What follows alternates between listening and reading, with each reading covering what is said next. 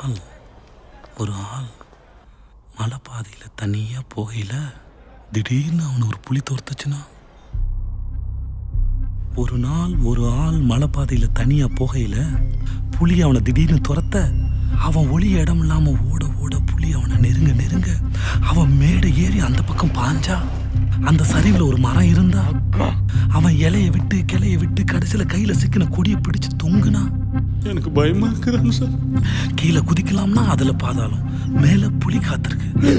சரி இங்கே இருப்போம்னு அவன் நினைக்கிறப்போ அந்த கொடி மெல்ல அவனை வளைச்சு அவனை இருக்குனா அந்த கொடி மலைப்பாம்புன்னு தெரிஞ்சிச்சுன்னா.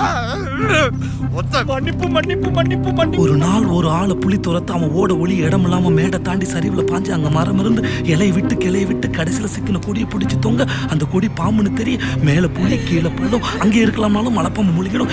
என்னடா இளவு வாழ்க்கைன்னு அவன் மேல பார்க்க அங்க ஒரு தேன் கூடு இருந்துச்சுன்னா அதுல இருந்து ஒரே ஒரு துளி தேன் நழுவி ஒழுகி அவன் வாய் பக்கத்துல வந்து விழுந்துச்சுன்னா.